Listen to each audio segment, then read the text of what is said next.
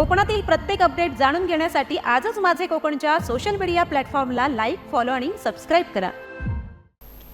नमस्कार, मी प्रणाली भोसले. माझे कोकणच्या प्राईम टाइम बुलेटिनमध्ये आपल्या सर्वांचं मनपूर्वक स्वागत करते. बुलेटिनला सुरुवात करण्याआधी पाहूयात हेडलाईन्स. अवकाळी पावसाने आंबा बागायतदार हवालदिल. सलग 3 दिवसांच्या पावसाचा फटका. हापूस पायरीच्या दरात मोठी घसरण. फळमाशी आणि कुजण्याचा धोका वाढला. महाड एसटी स्थानकात प्रवाशांचा संताप. शिवशाहीऐवजी साधी बस लावल्याचा आरोप. एसटी महामंडळाच्या कारभारावर प्रश्नचिन्ह.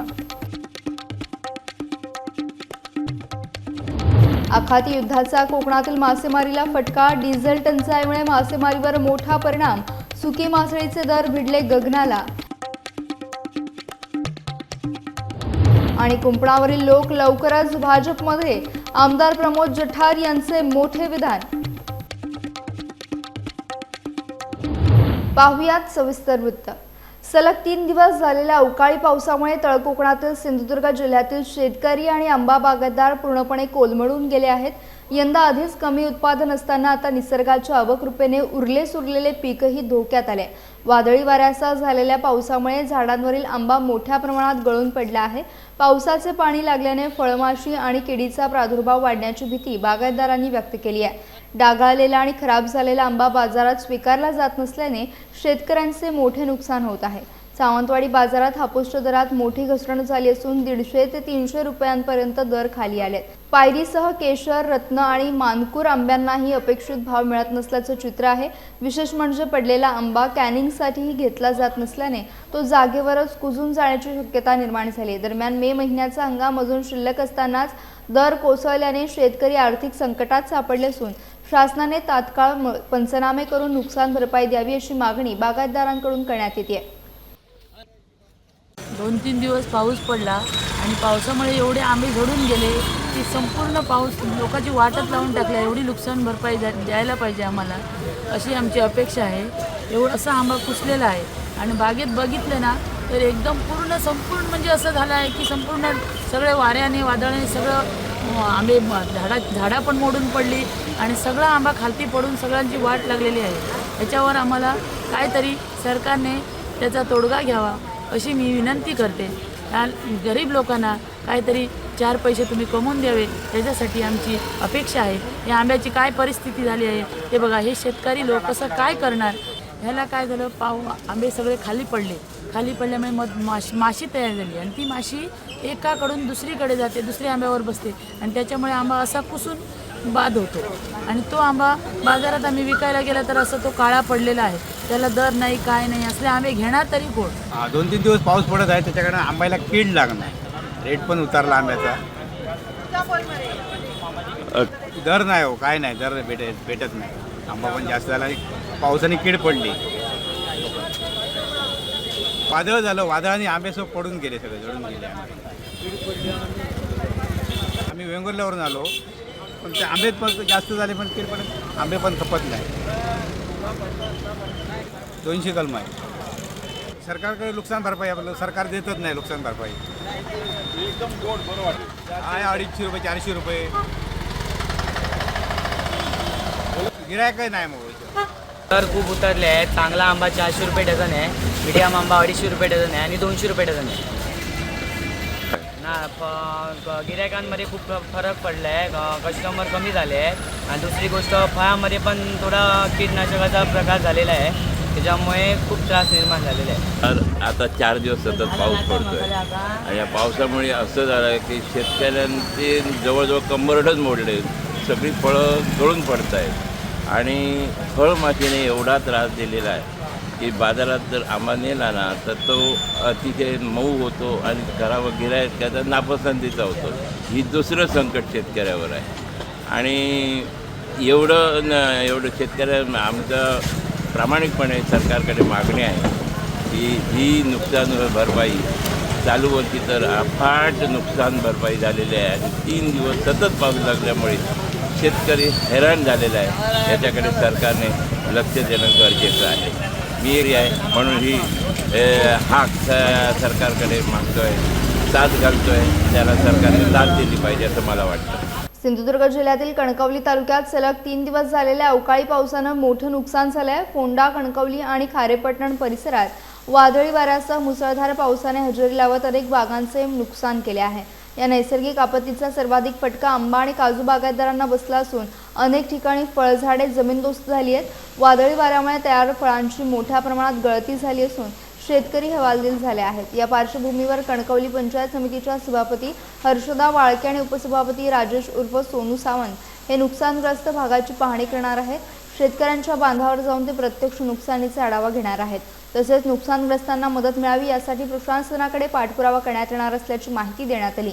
दरम्यान या पाहणीनंतर नुकसानग्रस्त शेतकऱ्यांसाठी कोणते निर्णय घेतले जातात याकडे बागायतदारांचं लक्ष लागलं आहे। रत्नागिरी जिल्ह्यात 8 मे रोजी झालेल्या वादळी पावसाने महावितरणला मोठा फटका बसलाय। रत्नागिरी, लांजा, राजापूर, संगमेश्वर, खेड, दापोली आणि मंडणगड तालुक्यात अनेक ठिकाणी वीज वाहिन्या आणि खांबांचे मोठे नुकसान झाले। वादळी वाऱ्यामुळे उच्चदाब वाहिनीचे सुमारे 108 तर लघुदाब वाहिनीचे तब्बल 235 वीज खांब कोसळले। अनेक ठिकाणी वीज वाहिन्या तुटल्याने मोठ्या प्रमाणात वीज पुरवठा खंडित झाला होता। महावितरणच्या कर्मचाऱ्यांनी रात्री उशिरापर्यंत काम करत अनेक भागातील वीज पुरवठा पूर्ववत केला।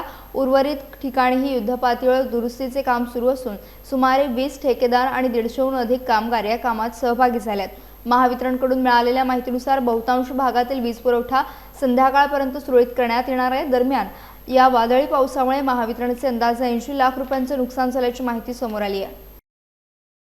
रायगड जिल्ह्यातील महाड एसटी स्थानकात शिवशाही बसच्या नावाखाली प्रवाशांची फसवणूक होत असल्याचा आरोप करत प्रवाशांनी संताप व्यक्त केलाय। ऑनलाईन बुकिंग करून वातानुकूलित शिवशाही बसचे तिकीट घेतलेल्या प्रवाशांना ऐनवेळी साधी लाल डबा एसटीत देण्यात आल्याने प्रवासी आक्रमक झाले। शिवशाहीचे पैसे भरूनही आम्ही जुन्या एसटीत का प्रवास करायचा असा संतप्त सवाल प्रवाशांनी उपस्थित केला। तसेच ऑनलाईन बुकिंगचे पैसे देखील परत मिळत नसल्याचा गंभीर आरोप प्रवाशांकडून करण्यात आला आहे। या प्रकरणामुळे महाड एसटी स्थानकात काही काळ तणावाचे वातावरण निर्माण झाले होते। आमचे तिकिटाचे पैसे परत करा किंवा शिवशाही बस उपलब्ध करून द्या अशी मागणी एसटी प्रवाशांनी प्रशासनाकडे केली। दरम्यान महाड आगारातून वारंवार अशा तक्रारी समोर येत असल्यानं एसटी महामंडळाच्या कारभारावर प्रश्नचिन्ह उपस्थित होते। तसेच आगार व्यवस्थापक रितेश फुलपगारे यांच्या विरोधातही प्रवाशांमध्ये नाराजी व्यक्त होताना पाहायला मिळत आहे। भाजपमध्ये कोणीही आले तरी तो राष्ट्रवादी विचारांचा आणि आपल्या धर्माचा होऊन जातो असं विधान परिषदेचे आमदार प्रमोद जठार यांनी केले। भाजपच्या कार्यकर्त्यांशी संवाद साधताना त्यांनी पक्षविस्तार आणि आगामी राजकीय समीकरणांवर भाष्य केले। पाहूयात। तसं मी तुमच्या मंडळींचा आमदार आहे। पक्षाने ज्या सगळ्या ज्येष्ठांनी श्रेष्ठांनी केंद्रातल्या राज्यातल्या सगळ्यांनी माझ्यावर विश्वास दाखवला त्या सगळ्यांचं मी अत्यंत ऋणी आहे। आता सगळे विचारणार साहेब तुमका मिळाला आता आमचा काय।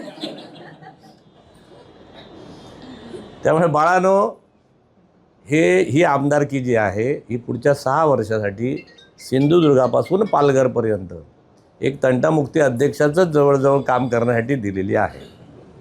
बघा पद आहे ना हे किंवा एखादा लोकप्रतिनिधी होणं हे फार एक डिफरंट आहे। म्हणजे त्याला काही ॲटमॉस्फिअर तयार व्हावं लागतं, त्याला थोडं लक असावं लागतं, थोडी मेहनत असावी लागते। आणि आपण कुठल्या पक्षात जाऊ हे काय संचित आपल्या हातात नाही। मी गमतीने यांना म्हटलं अध्यक्षांना तुम्ही जिंकले असते तर माझ्याकडे कधी झाले नसते, तुम्ही हारले ते बरं झालं। अरे हारले म्हणून एवढा चांगला माणूस तुम्हाला अध्यक्ष मिळाला, खरं का खोटं? आवशी खाऊ कल्याण हे जिंकले असते तर हिलेच नसते। मी तुम्हाला आज सांगतो आज आपल्याला वाटत नाही तरी पुढच्या 25 वर्षाने बांगलादेश आणि पाकिस्तान पण तुमच्याकडे असेल। लिहून ठेवा। आपल्याला पुढच्या पिढीपर्यंत संक्रमित घेऊन जायचं आहे की अरे आमची ही धरोहर आहे, आमची ही संस्कृती आहे, ही चिरंतन टिकवण्याचं काम बाळानो आपल्या या पक्षातल्या लोकांना मिळालेलं आहे। छत्रपती शिवाजी महाराजांचं रयतेचं राज्य निर्माण करण्याचं काम हे भारतीय जनता पक्षाचं आहे। मला असं नाही चालत। त्यामुळे माझी तुम्हाला विनंती आहे माझ्या समन्वयकाच्या भूमिकातून चिपळूणमध्ये साहेब या रत्नागिरी जिल्ह्यात दक्षिण रत्नागिरी जिल्ह्याची तुम्हाला जबाबदारी दिली आहे। आता नो भांडण, नो तंटा, आपापसातले भेद बाजूला ठेवा। हा चांगला का हा मोठा, हा छोटा का हा मोठा, अजिबात करायचं नाही। जे पद मिळेल जे, आणि तुम्ही पण साहेब आणि तुम्ही पण ज्यांना ज्यांना पदं मिळाले सगळ्यांना पदं द्या, द्या पदं सगळ्यांना. एकाला सुद्धा बेजबाबदार ठेवू नका साहेब, एकाला सुद्धा सगळ्यांनी कामाला. आणि ज्यांच्याकडे पद नसेल त्याने मागून घ्या अध्यक्षांकडनं, मला काम करायचं आहे, मला युवाचं काम करायचं आहे, मला महिलांचं काम करायचं आहे, मला वृद्धांचं काम करायचं आहे, मला NGOचं काम करायचं, मला पाण्यातलं काम करायचं, मला शिक्षणातलं काम करायचं, मला आरोग्यातलं काम करायचं आहे. तुम्हाला जे आवडेल ते काम या अध्यक्ष साहेबांकडनं मागून घ्या. आता आपण आंदोलन करणारे कार्यकर्ते नाही, मोर्चा काढणारे कार्यकर्ते नाही. बाळानो, सरकार तुमचं आहे, राष्ट्रपती तुमचा, तुमचा पंतप्रधान तुमचा, मुख्यमंत्री तुमचे, झेडपी तुमचं, सगळंच तुमचं आहे. आता आपल्याला अधिकार आंदोलनाने मोर्चा करायचा नाही, आता आपल्याला प्रश्नावरती जनतेला सोल्युशन द्यायचं काम आहे. रत्नागिरी जिल्ह्यातील खेड तालुक्यात भरणे नाका येथील जगबुडी नदी पुलाजवळ आज सकाळी वणव्याची घटना घडली. भंगारच्या गोदामाजवळ अचानक आग लागल्याने परिसरात एकच खळबळ उडाली होती. ही घटना सुमारे 11:30च्या दरम्यान घडली. आग वेगानं पसरत असल्याने भंगार गोदामाला मोठा धोका निर्माण झाला होता. मात्र माहिती मिळताच खेड नगर परिषद अग्निशमन विभागाने तात्काळ घटनास्थळी धाव घेत आग आटोक्यात आणली. अग्निशमन दलाच्या तत्परतेमुळे मोठी दुर्घटना टळली असून भंगाराचे गोदाम सुरक्षित वाचवण्यात यश आले. या मोहिमेत फायरमन श्याम देवळेकर, दीपक देवळेकर, वाहन चालक गजानन जाधव तसेच सहाय्यक फायरमन प्रणय रसाळ आणि सूरज शिगवण यांनी महत्त्वाची भूमिका बजावली. वेळेत आग विझवल्याने परिसरातील नागरिकांनी अग्निशमन दलाचे कौतुक केले. कोकणात पावसाळ्यापूर्वी सुक्या मासळीच्या खरेदीला वेग आला असला तरी यंदा सुकी मासळी सामान्यांच्या आवाक्याबाहेर गेली आहे. आखाती देशातील युद्धामुळे निर्माण झालेल्या डिझेल टंचाईचा थेट फटका मासेमारी व्यवसायाला बसताना दिसत आहे. मासेमारी नौकांना वेळेत आणि पुरेसे डिझेल उपलब्ध न झाल्याने समुद्रात कमी फेऱ्या झाल्या, त्यामुळे मासळीचे उत्पादन घटले असून सुक्या मासळीचा पुरवठा देखील कमी झाला आहे. परिणामी बाजारात दर मोठ्या प्रमाणात वाढल्यात. रत्नागिरीसह खेड आणि कोकणातील बाजारपेठांमध्ये ढोमा, बोंबील, बगी आणि सोडे यांसारख्या सुक्या माशांचे दर गगनाला भिडल्यात. सध्या ढोमा 200 रुपये, चेवणी 300 रुपये, बोंबील 400 आणि बगी 600 तर सोडे तब्बल 1000 रुपये किलोने विकले जातात. पुरेसा माल उपलब्ध नसल्याने विक्रेते देखील चिंतेत असून पावसाळ्यात मासळीची बेगमी करण्यासाठी आता खवय्यांना जादा पैसे मोजावे लागणार आहेत. उज्ज्वल भविष्य सामाजिक संस्था आणि माणुसकी प्रतिष्ठान सामाजिक संस्थांच्या संयुक्त विद्यमाने आयोजित उज्ज्वल माणुसकी आमदार चषक 2026 लेदरबॉल क्रिकेट स्पर्धेचं भव्य उद्घाटन अलिबाग तालुक्यातील लोणारे थळ येथील तलवार ग्राउंडवर मोठ्या उत्साहात पार पडले.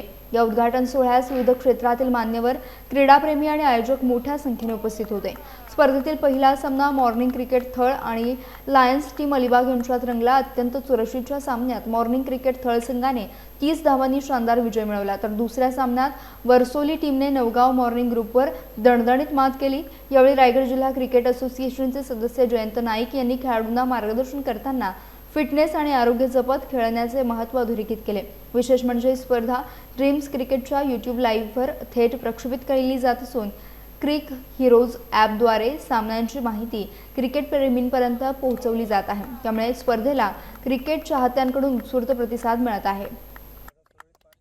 यासह बुलेटिनमध्ये वेळ झाली इथेच थांबण्याची. भेटूयात नवीन बुलेटिनसह. तोपर्यंत तुम्ही कुठेही जाऊ नका. पाहत राहा फक्त माझे कोकण.